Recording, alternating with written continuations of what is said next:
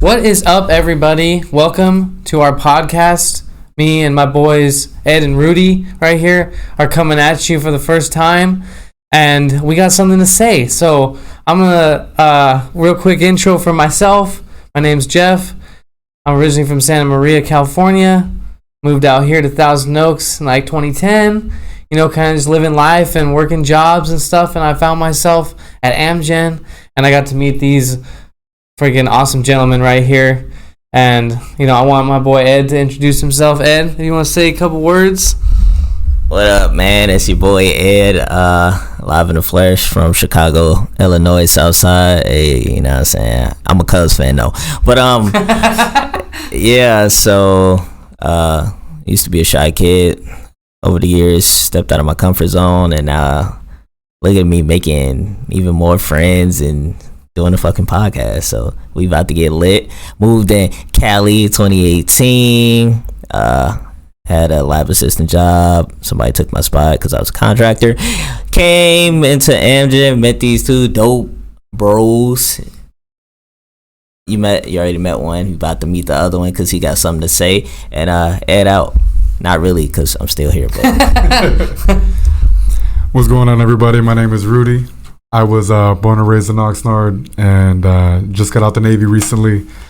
Been to Guam, been to Vietnam, you know, did all kinds of things, made all kinds of memories and all that. And one day, a really mutual friend of ours named Robert, he pretty much just told me, hey, man, I know you're getting out soon. Here, I can get you an interview at this job. Can't guarantee you the job, but I can get you an interview. And I told him that's all I need. So ended up meeting these guys here, and with the amount of conversations we've had over the months, we just knew it was time to start this. So this is our first episode here, so bear with us, but we're here to talk about everything, any kind of topic you could think of. We can dive into in full depth. So from this point on, you want to take it from here, Jeff? Yes.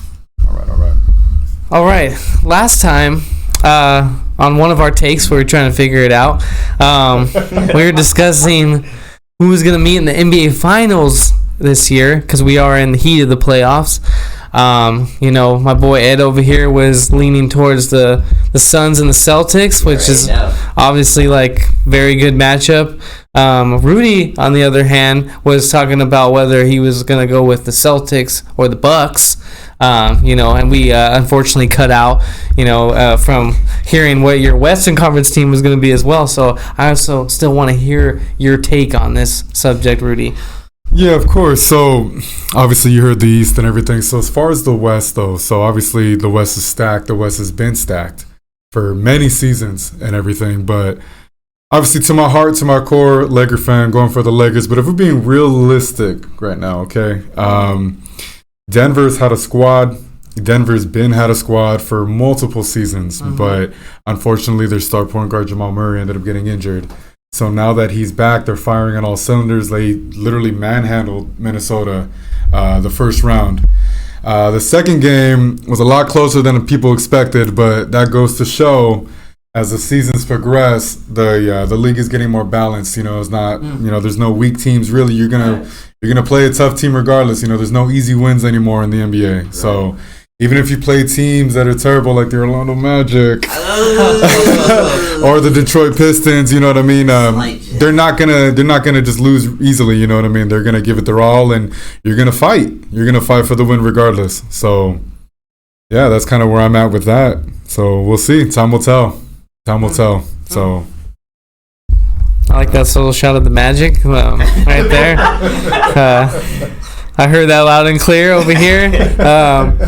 But yeah, no, you know, I like both of your guys' outlooks on this. You know, I'm thinking, you know, as hot as Sacramento is right now, I don't know how you can bet against them boys over in Golden State, you know, and I think they're coming back home, and, you know, it's always Splash Bros up in freaking the Bay Area, if you know what I'm saying. So Yeah. They got a lot of pride as well, you know what I mean? They don't want to lose to the Sacramento Kings, who have been so garbage for so long. Oh, they're going to get clowned if they lose. Oh, they're never going to hit the end of it. Yeah, no, for sure. And in the first round. No, dude. But I'm hearing rumors, actually, as of this morning, that if the Warriors don't make it to the finals, they don't kill it, Draymond might be on the trading block. So I've also heard this before, like I've heard that, Draymond might be that, people might be getting a little tired of his antics over there, you get what you get with Draymond, but sometimes it spills over. Mentioned earlier was a 3-1 collapse by the Warriors against the Cleveland Cavaliers, and Draymond got suspended in that series as well. In fact, I think the game is going on right now, but I'm going to pick the Warriors to come back and beat Sacramento, and I'm going to pick the Warriors to go all the way to the finals. What about that East, though? But in the East, the East is a lot more evened out, in my opinion. I think, you definitely do need to watch out for the 76ers. I think Embiid might be more hungry than ever. That's scary. He was a scoring leader this year in the NBA at center, going crazy, like averaging close to 30 points a game. I think it was like 27 I saw the other night. And, it's a very quiet 30 points a game. You know what I mean? And unfortunately, no one's talking about it. You know what I mean? But yeah. No, I agree. It's not. You know what else? That James Harden, he doesn't have the best playoff resume. Not at all. When it's time, when people put that signal up in the sky for him to show up, he don't always arrive, bro. So this would, he got Embiid now. There's really no excuse. You got the best, arguably the best big man in the league now. Oh, absolutely. So it's like, I want to see what he's going to do. Because if not, I got some calls I got to make because I know some Harden fans. I love that. You got to keep the receipts. Because, at the same time, James Harden and CP3 have to bring up your boy Ed. They're dangerously close to getting the Charles Barkley syndrome, as I like to call it. And that's where you are an all-time great player with no hardware. And that is a problem because Shaq never lets him put it down. Never lets him put it down. And Kenny too, and Kenny the Jet, because Kenny's got two. He was riding Hakeem, man. Hey, he got one. He got two. They got two. He got two. But the only reason they got two is because Michael took those 2 years off when he was on the Bulls, man. I'm sorry. That's the only reason. I totally agree. I mean, who knows? Like, that's always going to be the all-time question in basketball is, what if Jordan didn't leave and stayed? Because he came back and was dominant. So what if he never left? You know what I'm saying? You think he would have got 8?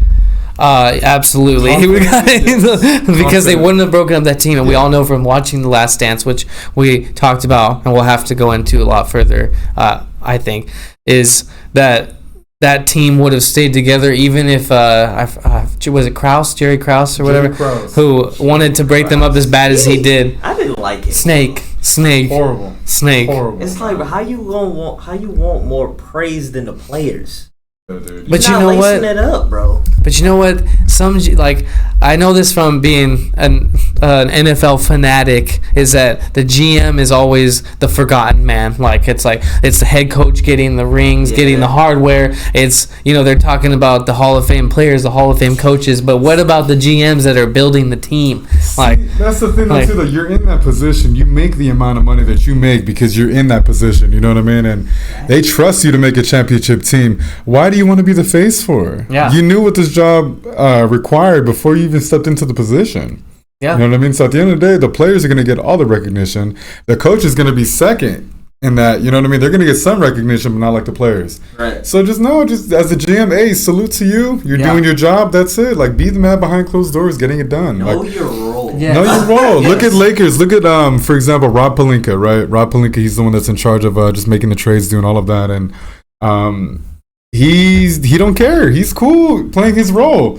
It's there's times where it's very frustrating with him because the Lakers do terrible, and at the end of the day, when the Lakers do terrible, though, they don't blame the players. They blame management. Yeah, they blame management. They blame the coaches.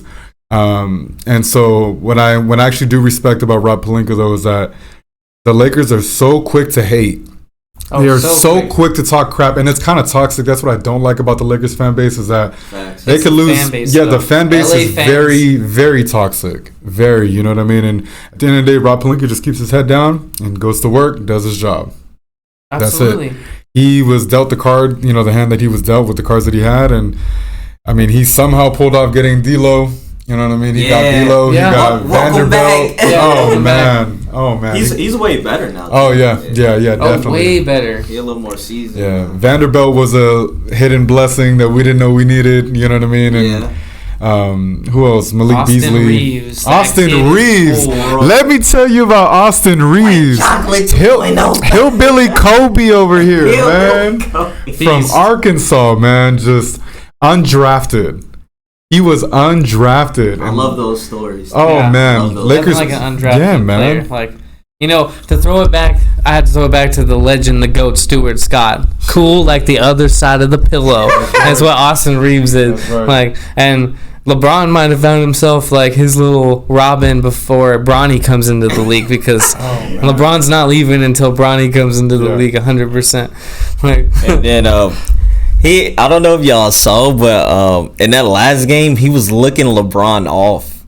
Like yeah. LeBron was calling, he was like, "No, like chill out, old man. I got this." Yeah. Tween, Yeah. tween. He was waiting on that free throw line, okay? And he called for the ball, and Reeves was like, "Nah, I got it." yeah. Like, come on, man. Like, Reeves said, "I'm him." he's what he said, that's "I'm what him." he's just that He's confidence. He's him. just He's that him. I confidence, know man. LeBron's happy though, because it's like he like finally I get to like take my foot off the gas a little bit. Yeah. Like, let Yes. somebody else like Yeah. let this little young buck go crazy. 'cause Yeah. he- See, that's the thing. Like, the Lakers are most lethal though when it's more than just LeBron and AD getting 20 plus points a game. Like the first game against Memphis, who was it? Let's see. LeBron and AD both had 20 plus points and whatever rebounds they had and whatnot. But Austin Reeves also had 20 plus points. Rui Hachimura also had 20 plus that was points. a nice pickup. It was a fantastic pickup completely. I think more their issue now is more just rotations. Because Lonnie Walker was the one that they were like, yeah, you know, he's gonna be the one to help, and he was doing great. You know, with the limited minutes that he had, he was doing great until Austin Reeves started balling out. Yeah. Now he rides the bench. Yeah. Unfortunately. And it's tough but- because right now it's his time. yeah, It's Yeah. all, you it's know. just he has He his on own fire right shoe. Really? Rookie year, they gave Austin Reeves his own shoe. Who he with? Really? I don't know, man. I haven't fully looked into it, but I know for sure he has his own Peeps. shoe. I don't even know, man. Probably signed with Anta, just like Klay Thompson. You know what I mean? But I don't know, man. But you know, that's a whole topic of conversation we could dive into as well. But you know, we kind of want to share the love, you know, with other topics as well and everything. Just just get a little bit of everything, a little taste of everything that we can offer and everything. So, is there any other topics you guys want to touch on? I got one. Go ahead, man. Shout out to my cousin Ariel. She asked me this, which was pretty interesting. Why don't we get all amped about our birthdays as men? Like, as we get older, it's really just another day for us. But girls, they like birthday dinners, trip, and it's like, if you don't pull up, it's a problem. Don't contact me. Us, it's like, it's just like, us is just like, I turned 29 today. I'm thankful for it. And it's like people telling us happy birthday. Like, I just want to hear people telling me happy birthday is enough for me. I'm like, it's just the love. Like, dang, I appreciate Just a you. little like dap real quick, like happy birthday, man. Right. Like, I don't even need that. So, like, why do you think that is? Or, like, do you guys, like, just picture y'all birthday like it's a holiday, like you gotta pop out? Or, like, No, like I kind of agree with that. Like I feel like, you know, I'm happy with just doing something real chill too. Just like it doesn't have to be some crazy thing. Like it doesn't even have to be anything on. You know what's funny that you mentioned that is like I don't even care if it's on my birthday. Like as long as like my buddies and I are gonna do something fun. Like, and it doesn't have to be a crazy trip or anything. It could literally just be getting together and getting dinner, like something super chill. I feel like the older I get too, like the more I'm cool with just something like laid back and like, oh, it's not on the actual day. Well, maybe we can get together like the next weekend and then we celebrate. Like there's so many times my buddies and I have celebrated our birthdays not even close to our birthday. Like it's like, oh, I can't get together at that time, but we'll celebrate on this time. We won't take it personal. Like, yeah, and what is celebrating? Just doing what we'd always do and just having beers and like chilling out. And no one's going like, but it's Jeff's birthday. Like it's just hanging out and having a good time. Right. So, but I do think like, and to each his own, and everybody's different. But I think a lot of like birthdays for women are more like this is my day. It's like almost like a wedding. This is like my day. So Yeah. I want it to be what I want when I want it, and like everybody better be down and better be there. At least I've known people like that. Yeah, And it's like, and it's all or nothing. Like, oh, you could be there the 6 days before the birthday, but you're not there for the birthday, and you're dead. Like, you're Thanks. dead to them. Like, Thanks. like, so there's something special, like, about it. Like, when it comes to like, you know, I think when it comes to the genders, like for women more like regularly. But I mean, everyone is different. So, what do you think, Rudy? Well, I feel like as men, we're very simple. You know what I mean? We appreciate the little things. So because we're by nature, we're the providers. You know what I mean? We're the ones that are more like the spine type of thing. We kind of provide for others. We give to others. We're just natural givers. That's just us. It's in our DNA. And with us, it's just like we need the little things. We're happy with that. Like you just said, hey man, let's just go get a couple beers and everything. Or even that. I mean, I've had friends even that just drop by the house and they're busy with whatever they're doing. Hey man, I just dropped off a bottle for you real quick, or like a 6-pack of beer or something. Like, hey, happy birthday and a hug, simple. And that's all we really need, to be honest with you. Like, it's just little things like that. But as far as women though, man, now I'm not speaking for everybody. Everybody's different, of course. But from what I've come to know is that women they love to be appreciated. They love to be reminded that their presence is appreciated, that it's welcomed, that it's wanted, to be honest with you. Yeah, they're always looking for reassurance, you know what I mean? And I feel like with guys, we don't really need that reassurance as much. You know, it just doesn't bother us like it does them. I'm not saying they all tend to overthink, because they don't, but I mean, they just like to be celebrated. They like to feel loved. Yeah. That's pretty much what it is. And at the end of the day, if they want to go all out for their birthday, then hey, who are we to tell them not to? You know what I mean? Oh, so yeah, it's just one of those things. It's just, you know, because I've met a couple females too, though, that don't like celebrating themselves. You know what I mean? They think it's just another day. And it just depends on the person. Really, that's all it is. True. So when a female, it's their birthday, the reason why they like to go all out is because they like to show that they can get dolled up. They like to show, like, look who I can be. You know what I mean? Look how amazing I look. Look at the makeup that I could put on the dress. Look how fly I look, man. Like, this is my day. Like, yeah, man. Like, it's just, and when you all show up to their party and everything, they just see it. They're smiling ear to ear, taking photos, taking videos, everything, because they want to remember that day. You know what I mean? It's a good day for them. It is. So I remember the last few years, you know, I was on deployments and everything. I missed my birthday a couple times. And so the December that just passed, my friends were like, hey, man, you know, let's celebrate you. Let's spend the day in Santa Barbara. You know, let's go bar hopping, this and that. And it was very uncomfortable for me at first, because once again, as long as everybody else is having a good time, that's all I care about. I can't have a good time if no one, I mean, if everybody else is having a good time, you know what I mean? If that makes sense. Yeah. So the entire day, I was just a little uncomfortable. And my friend just pulled me aside, like, dude, look at everybody that showed up for you, man. Like, look at the difference you made in their life just by being in it. You know, this is just them just showing up. It's just their token of appreciation of what you mean to them in their life. So I guess in a way, as men, we should probably just switch our perspective to being like, you know what, it's okay for men to get appreciated too. So Absolutely. Yeah, and that's just how I see it, man, personally. But I could talk about that forever. But yeah, I'll stop there. It's a good question, though. It was a good question. And then to add on to that, changing perspectives about men being celebrated, there was something on Twitter. It's a list on Twitter going around about the things men can and cannot do, and it was made by women, which is funny. But one of those things, speaking of birthdays, is men can't have birthday dinners. Speaking of being celebrated, Since when? that is one of the things that's on the list. Personally, I don't agree with it. If it's my birthday, I'm gonna do what I want, like, and I don't care, because I don't have nothing to.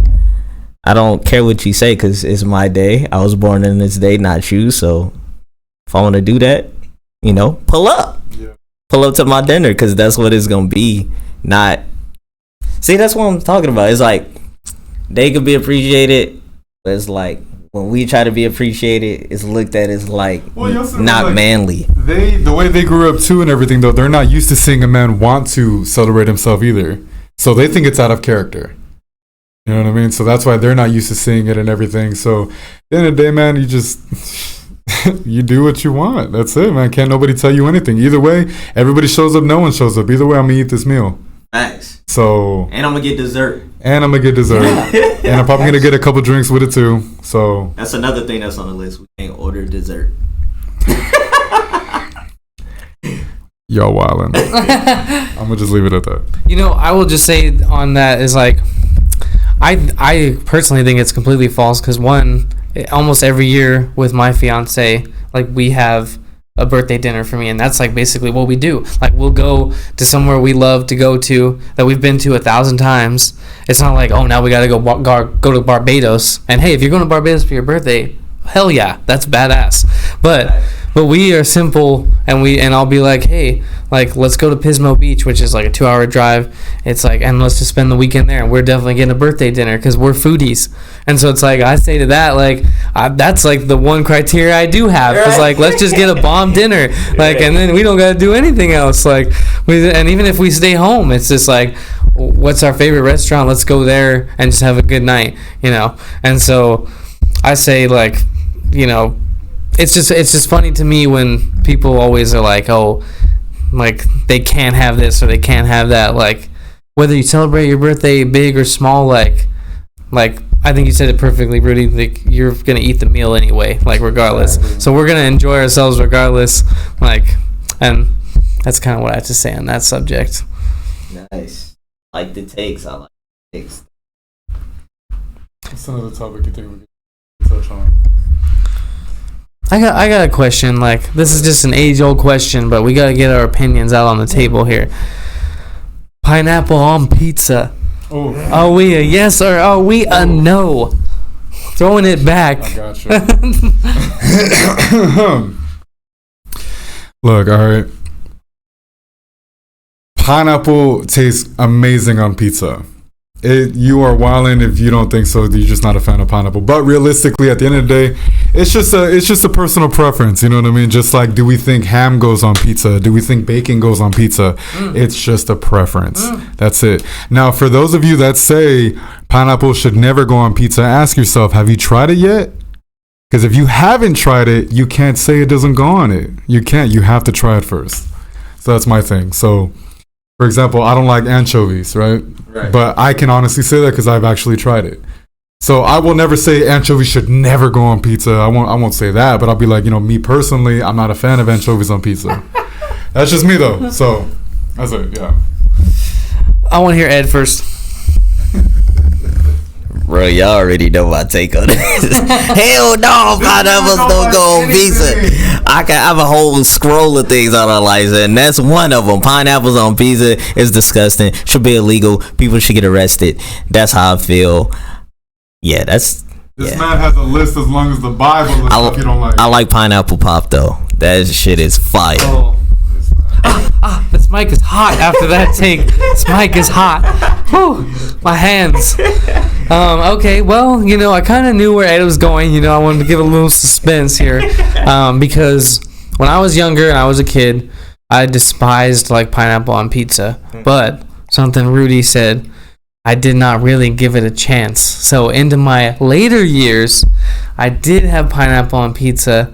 And I can completely affirm that it does belong on your pizza, ladies and gentlemen, in time and place. Absolutely. Absolutely. I'm telling you, I've had a really good, you know, there's been multiple times now where, sorry, Ed, but I have ordered pineapple on pizza, and I've been very happy to say, you know, it gives you that little bit of sweet with your tang, and it's just the best of both worlds. You know what I have to say? When it comes to food, the older you get, the more you like appreciate the juxtaposition between like food, where it's like, oh, I want a little bit of sweet with my salty. I used to be like, no, I want my sweet with my sweet and my salt with my salt. Right. But now, like when you get those, like, I feel like that's where you find that. Porque no los dos? Why not both? Why not both? And he speaks facts. He speaks facts. Like at the same time, sometimes that's where you find your best food. That's all I'm saying. So, you know, in this particular situation, it is 2v1 here with Ed. But I think you'll find as we go along that Ed has a particular food list that he likes. I should bring it one day. Like make a list and just go down everything I don't like. That'll be for the next podcast. Yeah. But yes, I just need to say this, okay? So my whole life, I didn't like onions, right? Up until maybe I was like in my early, maybe I was like 19 or 20. That's when I realized that onions are the cheat code for a lot of food. They make any food better. I'm sorry. You make some carne asada on the stove and everything. What are you putting on there? You're putting onions. I'm sorry. I'm not saying you got to eat it with the onions, but I mean you got to cook it with the onions. You know what I mean? My mother makes beans at home. What does she put? She puts onions in there just to help cook it. You know what I mean? You put an onion in your burger, some caramelized onions. Are you kidding me? Some diced onions on a hot dog. Onions are life. But that's my personal opinion.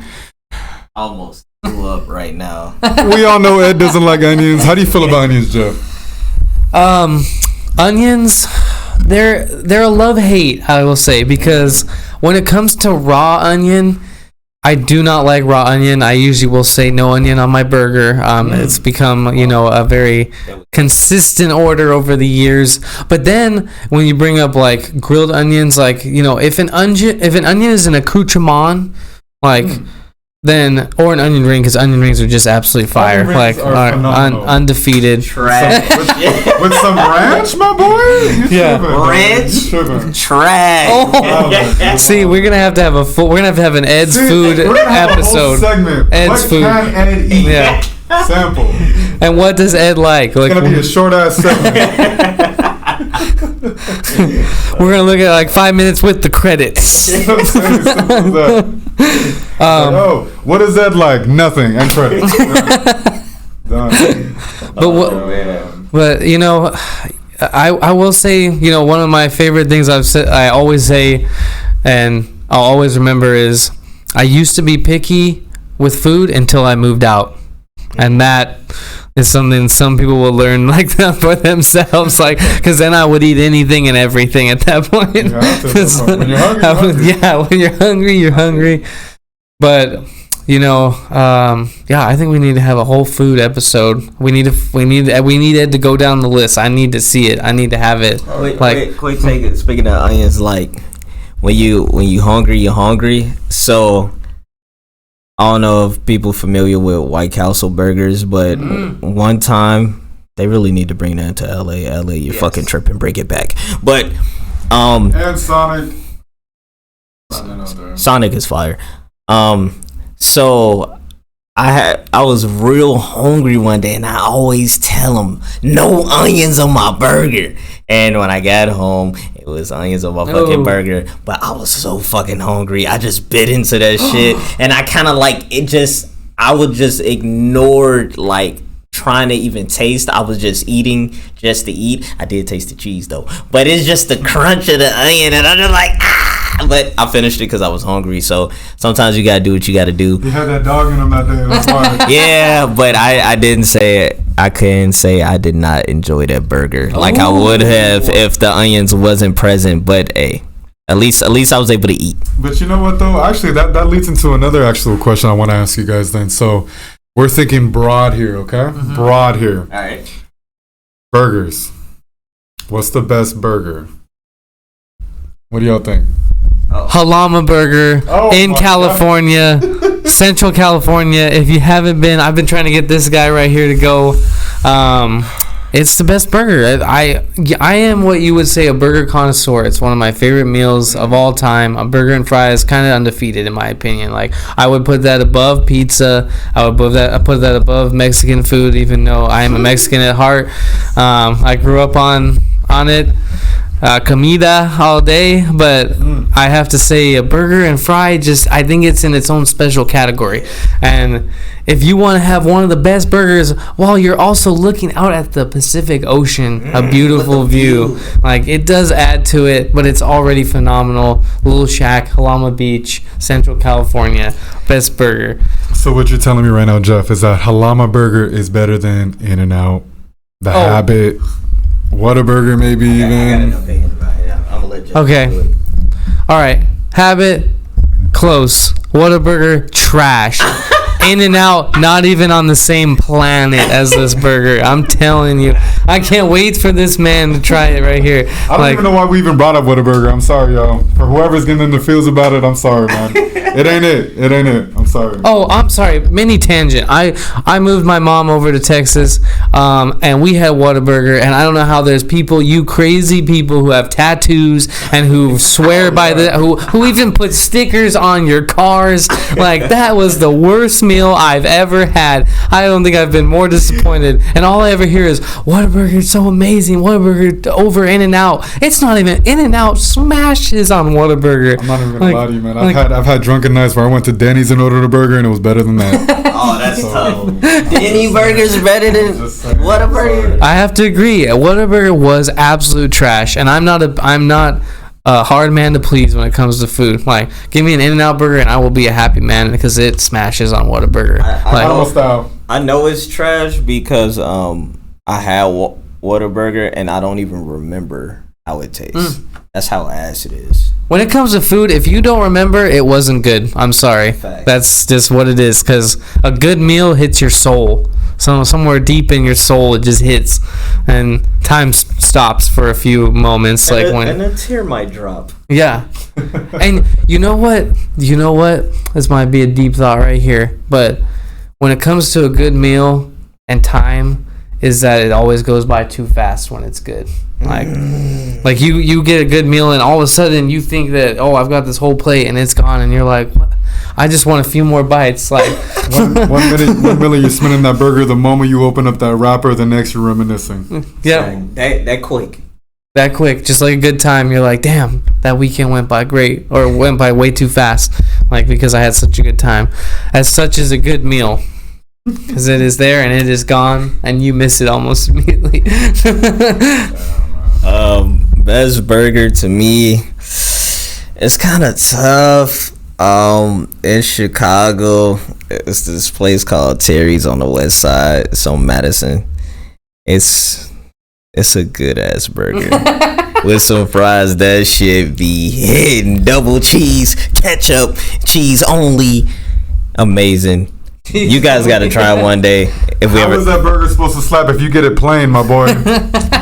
Here's my theory about stuff that goes on the burger. I feel like all that extra stuff just gets in the way. Oh, that's how I feel. Forgive him. You don't know. But out here, I would say the best burger, I would have to say The Habit. Thank you. Unpopular opinion, In-N-Out isn't really that. So it's not really that. It gets a 6.8 out of 10 to me. Under 7. And you know what kills it for me? Because Jeff hit it right on the head with the burgers and fries. You can't be a top burger spot if your fries not hitting. And those fries are trash at In-N-Out. I'm sorry. If they had better fries, it would be. I mean, if we're talking fries, though, I mean, if we're being real, McDonald's got some fire fries, my boy. That's true. We're being real. One of the top fries. I think they have amazing fries. Is it better than Checker fries? From where? It's been too long, man. I can't even remember Checkers, to be honest. I only had it one time when I was in Vegas. What is Checkers? It's like it's like Rallies. Oh, okay. Oh yeah, that's Rallies out here, huh? We don't have all that out here. No. I think the closest is Vegas. Because that's where I had it. Was in Vegas. It's not a Checkers out here? Or Rallies? That's crazy. Yeah, there's not. Cali, you gotta do better. We got gotta Cane's. do Cane's though. Hits hard. I gotta. I'm sorry, my boy, but if we're being real with you right now, I love Cane's, but Cane's sauce is carrying their strips and fries like Kobe back in 08. I'm telling you. You said it's carrying? I'm carrying. That sauce is phenomenal. The sauce does, lift. Because honestly, I think I've had even better strips at like Popeyes, than Cane's sometimes. Because it's got to be crispy, and sometimes Cane's is just not crispy enough. Like, it's kind of like soggy a little bit. Yes, dude. You know what's also crazy? That one slice of bread. That's probably some of the best bread I've ever had in my life. Texas toast, my boy. It just hits. Cane's. Can you guys please get some barbecue sauce, please? Like, I understand y'all trying to be exclusive with your sauces, but some people in this universe are picky like me. So I have to eat it kind of dry. I mean, if we're throwing out shout-outs and In-N-Out, you got to step up with your fries. I'm sorry. Telling you, like... I know you have your loyal fan base and whatnot, but you got to do something about them fries, because I'm tired of ordering the fries animal style, so... I'm just saying. I'm Actually, with I'm that. not tired of it, but still. I'm with that. I also have to say, some of the best fries that you can get out there if they're done right, and they rarely are, which is a shot at Wingstop. Because if their fries are crispy like they're supposed to be, they might be the best fries you can get. But then if they're soggy like they always are, they don't hit nearly the same. So, dude, if you get some Wingstop fries with an In-N-Out burger, See, but what's up with Buffalo Wild Wings' wings being the size of AirPods nowadays? What's up with that, man? Y'all losing money or what? Getting stingy with your wings? Pathetic, man. I'm all mad and shit. Fun. Speaking of Wingstop, fun fact: I used to work at Wingstop, and I worked there for 2 weeks. And one of the days I worked there was fucking Super Bowl weekend, and it was fucking terrible because people was calling in orders, and the fucking paper was damn near touching the floor. The order paper, 108 wings, and I'm back there, damn wrist hurting, flipping the chicken. But yeah, that's a little fun fact about me. I used to work at Wingstop for 2 weeks. This man was like, here, like that. Nasty. Hey, it was kind of clutch, because you could snack on the job. you were allowed to? You weren't allowed to, but I did it. But I don't work for them anymore. And you got free soft drinks because the machine was right there. So that was pretty clutch. So I know some of y'all, damn, why only 2 weeks? So after my second week, he just never put me back on the schedule. What the hell? And I made some good ass wings. My fries was decent, but my wings was hidden. So I don't know. Still to this day, I don't know. But He just- Top endorsers. Wait, I got a question though. So, but didn't you call or something? Sorry. Hey, Siri's about to tell me all about the Wingstop story. Gotta know, bro. Cause what? The thing is, I always because I was in college around this time, and one thing I said is I would never work fast food. Is I just can't do it. But I ended up at Wingstop because I really need the bread. Also, college was probably some of the hardest years of my life, so I need that bread. So I was tucking in that pride today, my boy. Nothing wrong with swallowing your pride. Nothing. Please don't let pride be the reason for your downfall. But I just didn't like it. I didn't like it, so I didn't care that he didn't put me back on the schedule. I didn't put up enough. I wasn't willing to put up a fight. And did you look again after the first week, or did you say I'm done? I'm out. Was it multiple weeks you weren't on the schedule? He just I never got a call, and I would look at the schedule. I wasn't there, so I was like, what's understood ain't got to be explained. I'm not about to waste my energy on it. There's something better for me. And I ended up at Sam's Club and Lowe's and shit like that. So, Gotcha. Yeah. Gotcha. And then he headed west and started making medicine. You see that? Mm-hmm. Saving the world. At least we tried to. Well, then actually, just to pick up on what he said earlier, though, I wanted to ask you guys then, why is a man's pride an issue? Why is being prideful an issue? And or not an issue? I mean, it's just your perspective.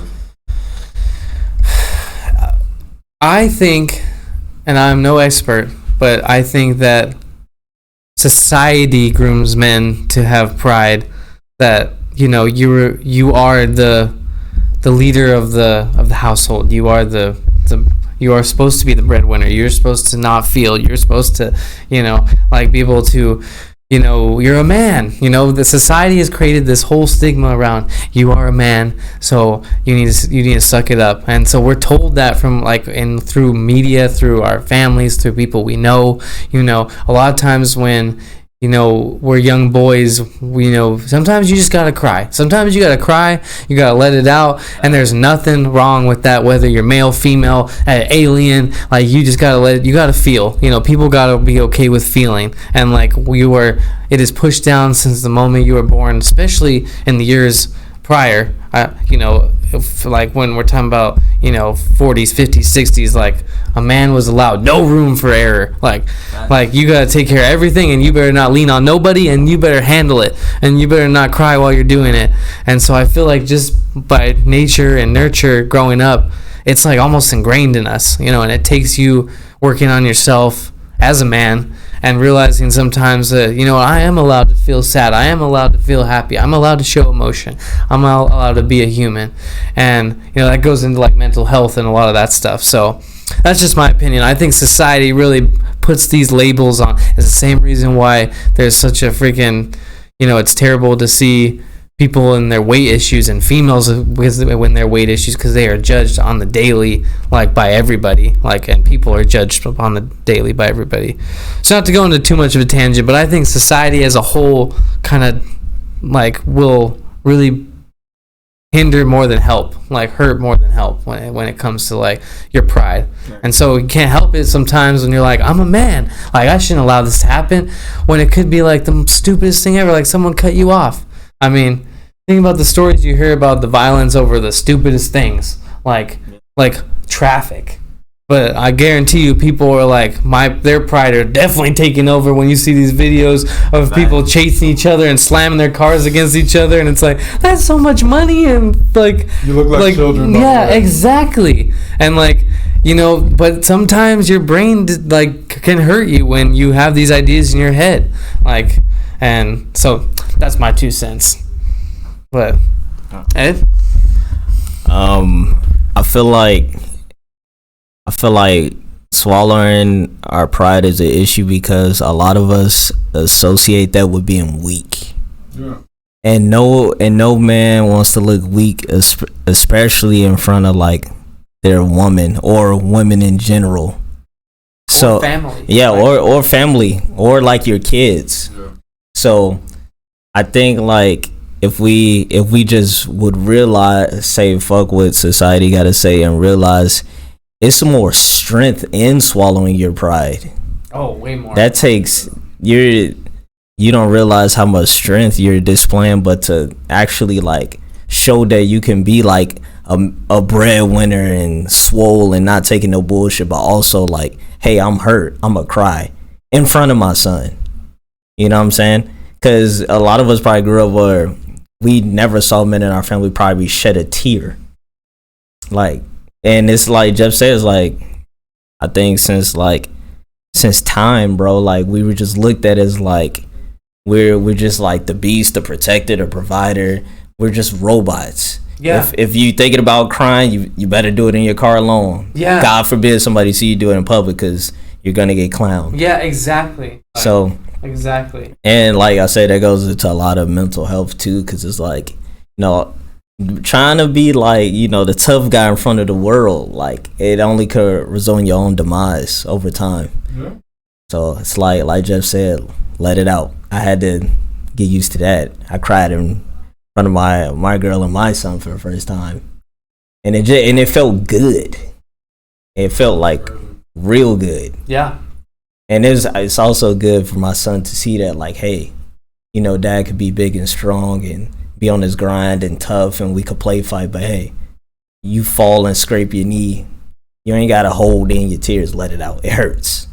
So and that's such a good lesson for a young boy, like a young person, like in general. Yeah. It's like just going, I kind of said it better myself, like when it comes to, you know, letting that happen, because then you know what else you find out who's really there for you. Like when it comes to your family and your relationships and stuff, like, you know, the ones that are really there for you are going to have your back, like, and it doesn't matter if you're at your lowest, like, and you know, they're going to be there for you, and that's a good feeling. Like you said, that feels good, like, and I guarantee you it's going to be better for your son to know that, like, in the long run, because it's only going to help him in life. Because sometimes, like you said, it takes way more strength to swallow your pride and keep moving. Like sometimes you gotta take one to the face and just keep moving forward, and that sometimes that's harder to do than losing it and, you know, getting into a fight or arguing or screaming, like, or whatever. Because after that's done, you have to live with your actions afterward when everything. And one of those could cost you your freedom. Absolutely. Was trying to look tough in front of your girl really worth it?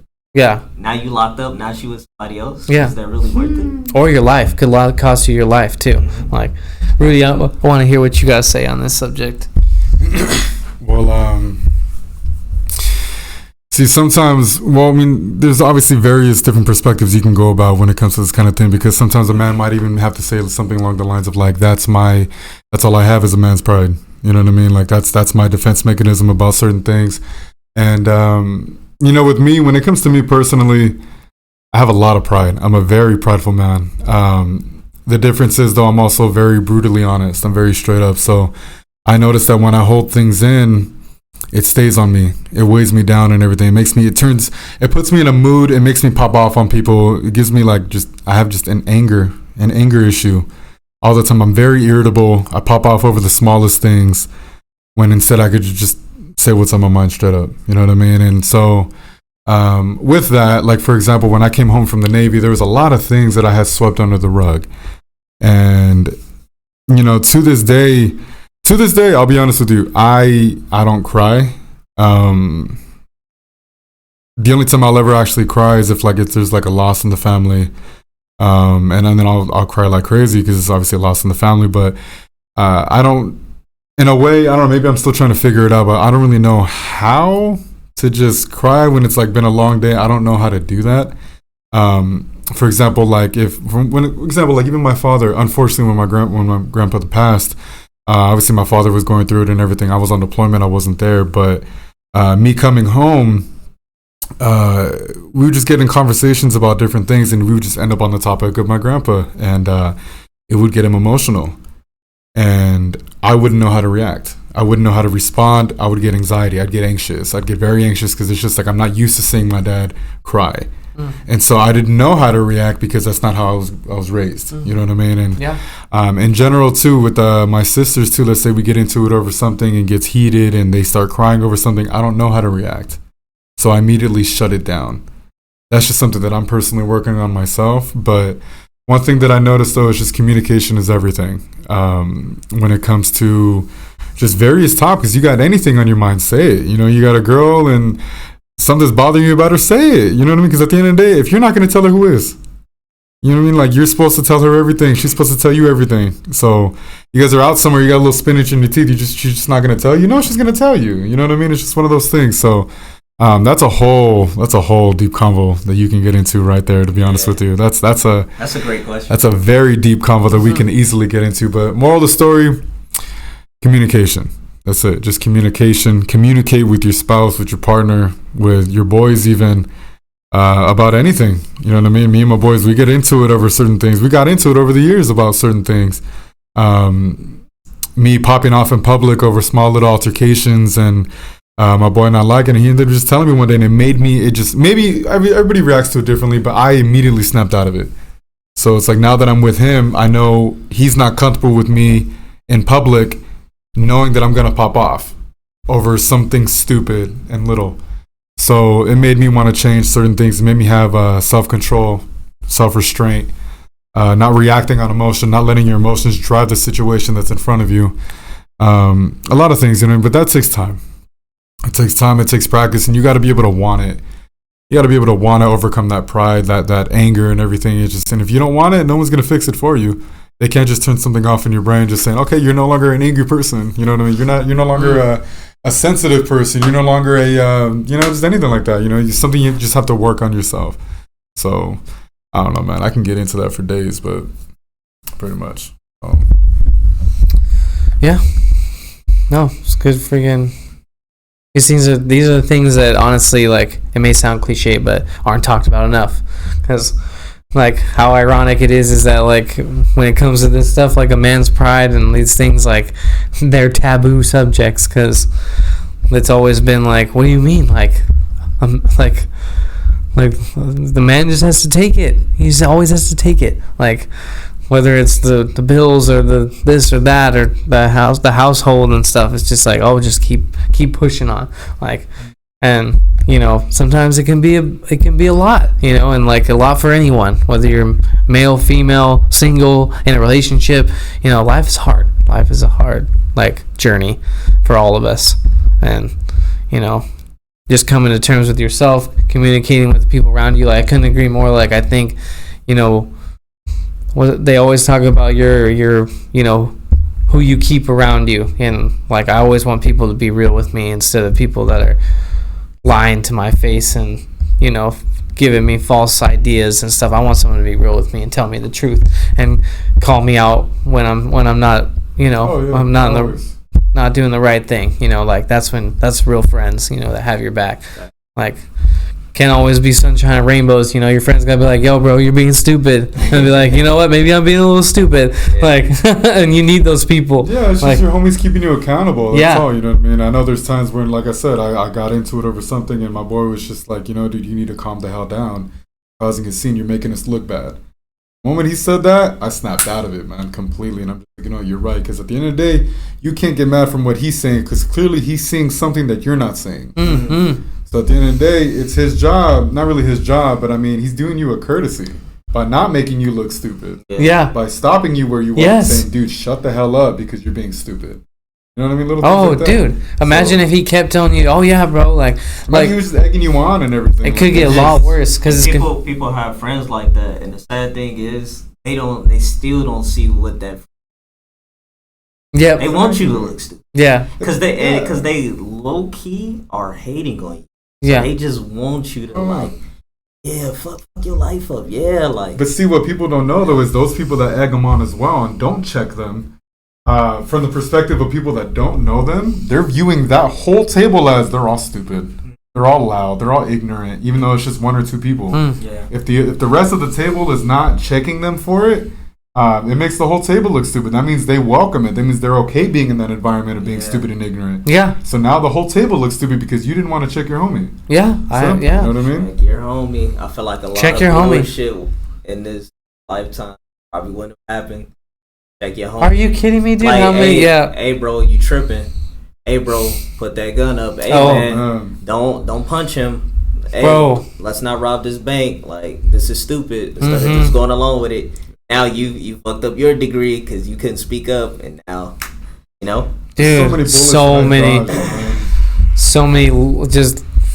Yep, it's almost unfathomable to think about like how much bad that could have been saved by checking your homie. But a lot of times, like it's like, one, either they go along reluctantly and don't say anything, and then both of them bad things happen, or two, like they're just lying straight to their face, or kind of want to see him do it, like, and just to see him be more miserable than they are possibly, or just to laugh at him and stuff. But that's a good lesson to learn right there: is check your homie, like. At all times, be honest with each other. Like, I wish I would have known that a long time ago with a lot of relationships, a lot of friendships. And it's just been honest with each other and air out the laundry. Facts. Like, if you got stuff to say it, and just say it respectfully and get it off your chest and move on.